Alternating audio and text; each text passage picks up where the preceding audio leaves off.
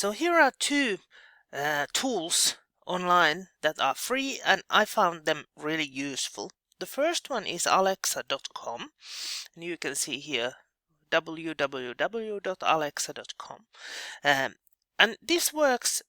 Of course, you can sign up or try for 7 days for free, but you can also scroll down a bit.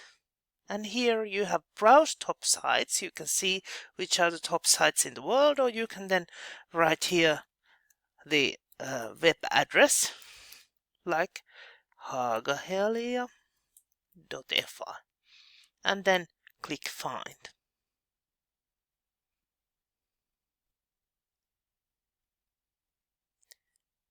And then you get a page opened, another page, and it says hagahelia.fi traffic statistics and how popular is hagahelia.fi.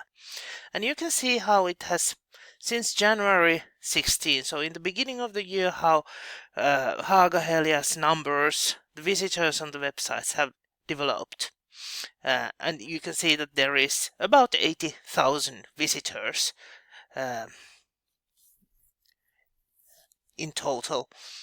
So, or has been. So, this is the number.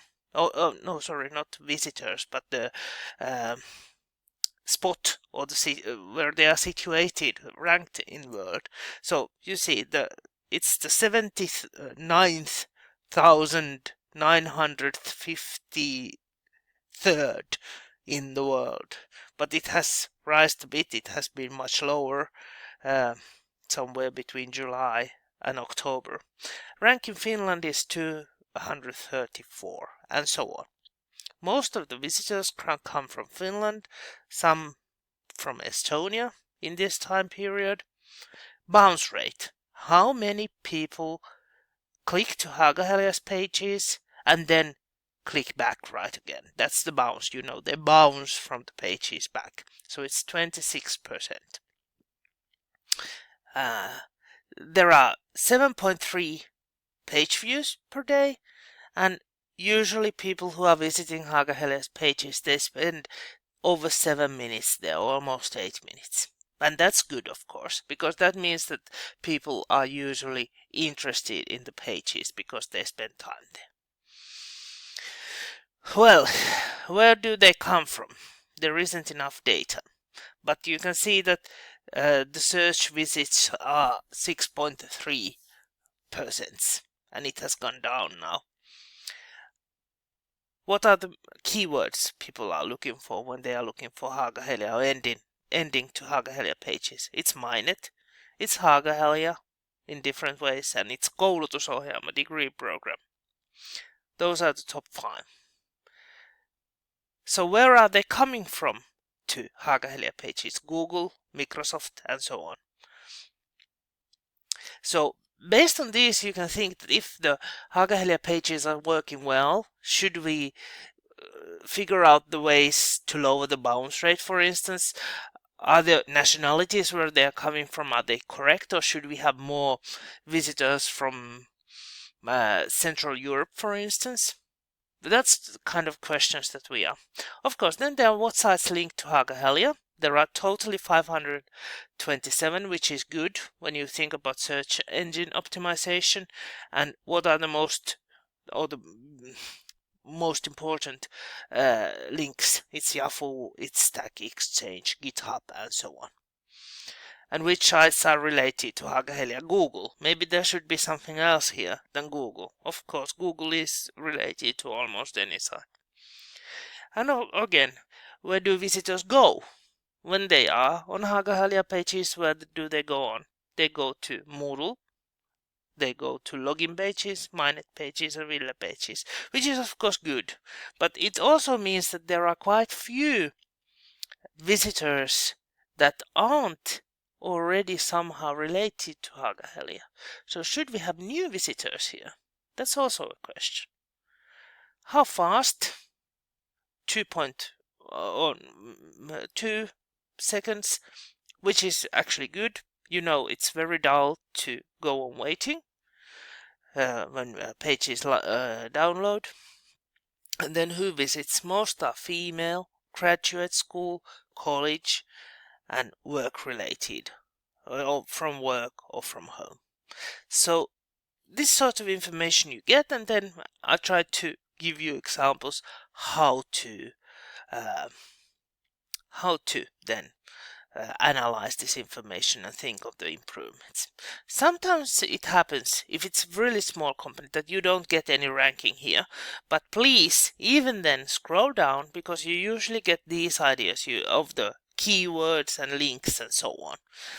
And then if you don't get anything, then think of a competitor and check the competitors. Do you get some information from them as well?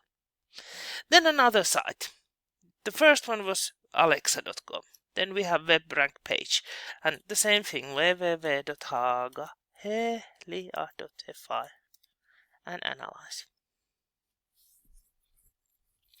And now we are more in the search engine report optimization reports. So this gives you ideas. Do search engines find this page easily? Is it working well? And so on. So you get a sort of report here. There are 14 successfully passed parameters, and then there are these ones that aren't so good, and then you come to these. So it's not in Google PageRank, which means that because it's not a new website, you have very few backlinks coming in. So you should try to find out the backlinks here. Title, it's in tag on your web page, which is a good thing for search engines. There is a meta description, which is something that you do behind the pages. You don't see it when you go to the web page, but in the machinery behind the web pages, there is something where you should write the meta descriptions. But they haven't written the keywords for the pages. And it's also something that the search engines look for. It's HTML5, which is good. It's not older, because HTML5 is the one that we are using nowadays. UTF-8, the symbols which we are using, which means that it's easy to use this or translate the pages to Cyrillic alphabets, to Scandinavian alphabets, and so on. If we have some other symbol or encoding here, it could be really difficult. Language is Finnish, which is okay. Load analysis. You can get lots of information here. Some of the information is, of course, things that you cannot affect, and some of the things are not so important, but it's good to see that what kind of information you get here and try to find out. I'm not going through everything here because I want you to do a little bit work also, trying to find out what's important, what's not, what does these different things mean. But you get some sort of objective report of your pages and also of your social media sites. That what does this mean? How should I improve based on this? What's good already that we should keep? So these two are really good tools to use.